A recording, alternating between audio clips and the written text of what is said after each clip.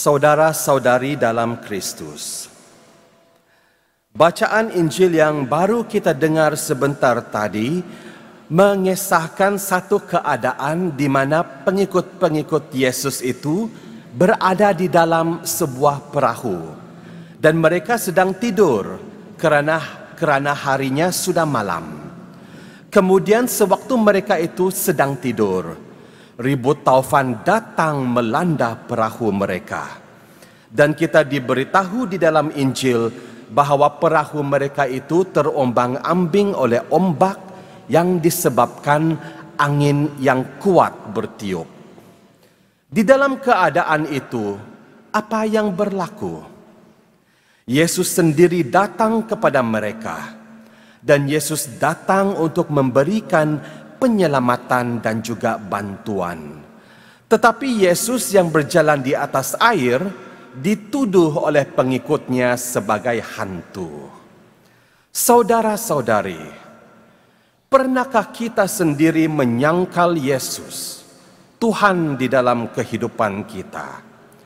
Pernahkah kita berputus asa bahwa Tuhan kita itu adalah Tuhan yang Maha Kuasa, bahwa hanya pada Dialah seorang kita boleh bernaung dan meminta pertolongan?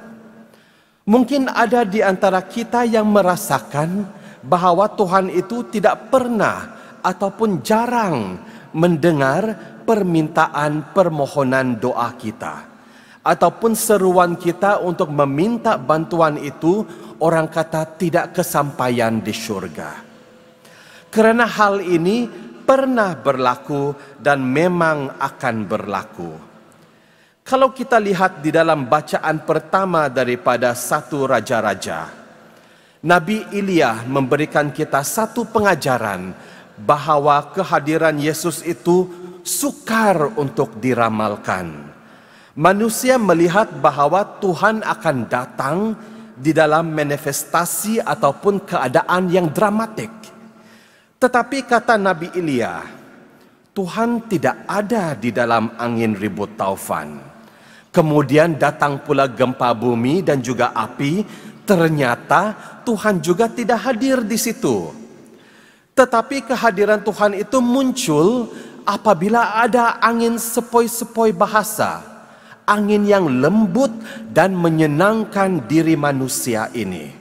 Dan tidak pernah terfikir di akal fikiran Elia bahwa Tuhan boleh hadir di dalam keadaan sedemikian. Dan ternyata Tuhan memilih untuk menunjukkan kehadirannya di dalam kelembutan. Saudara-saudari, keadaan COVID yang menakutkan pada masa ini adalah ibarat laut yang bergelora dengan ombak yang ganas dan kuat. Banyak kesusahan dan kerumitan hidup berlaku disebabkan virus COVID ini.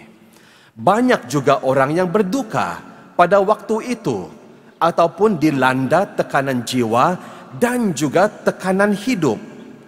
Ada keluarganya itu berpecah sewaktu tempo berkurung yang disebabkan oleh COVID-19 ini. Ada yang kehilangan kerja, ada yang kehilangan suami, ada yang kehilangan istri, dan ada yang dibayar gaji kurang kerana masalah kegawatan ekonomi. Dan banyak lagi masalah-masalah duniawi yang berlaku, yang menyebabkan iman kita menjadi pudar, hilang, dan kita tidak lagi mau mempercayai Tuhan. Keadaan ribut taufan yang melanda perahu pengikut-pengikut Yesus di laut itu sekarang sebenarnya benar-benar berlaku di dalam kehidupan kita di dalam bentuk COVID-19 ini. Persoalannya, apa yang harus kita lakukan sekarang? Adakah kita sebagai pengikut Yesus akan meletakkan sepenuhnya kepercayaan kita dan juga iman kita kepada Tuhan? Adakah saya harus bergantung kepada kekuatan dan usaha sendiri sahaja untuk hidup di dunia ini sekarang? Kita ada pilihan. Dan kita senantiasa akan ada pilihan karena kita adalah manusia dengan akal fikiran. Tetapi saudara dan saudari, kalau kita memilih untuk bergantung kepada kekuatan dan usaha manusia sendiri, maka pilihan itu tidak akan menjanjikan kebahagiaan yang berkekalan. Karena apa?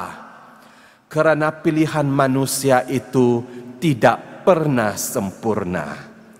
Apa yang sempurna datang daripada Tuhan sahaja, karena Tuhan itu sempurna, Maha Tahu, dan Maha Kuasa. Sebab itu apabila Yesus menyuruh Petrus untuk berjalan kepada Dia, Petrus kelihatan seperti bebas daripada gangguan ribut taufan itu. Tetapi sebaik sahaja Petrus melepaskan tumpuannya, melepaskan fokusnya terhadap Tuhan, dia terus ditelan oleh air ribut taufan di laut itu. Maka begitu juga dengan kepercayaan kita, saudara dan saudari. Sebaik sahaja kita melepaskan kepercayaan kita dan iman kita di dalam Tuhan, maka kehidupan kita ini akan senantiasa dibelenggu dengan masalah-masalah kehidupan. Dan masalah-masalah kehidupan ini berlaku karena terlalu banyak jalan pilihan penyelesaian di dalam kehidupan kita. Dan jalan pilihan penyelesaian manusia tidak akan pernah habis karena ianya tidak pernah sempurna.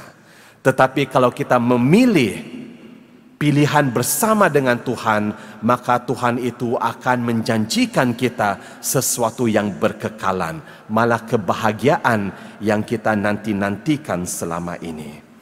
Oleh itu saudara dan saudari, Yesus di dalam Injil pada hari ini menyuruh Petrus, menyuruh kita semua untuk meletakkan iman kita terhadap Dia.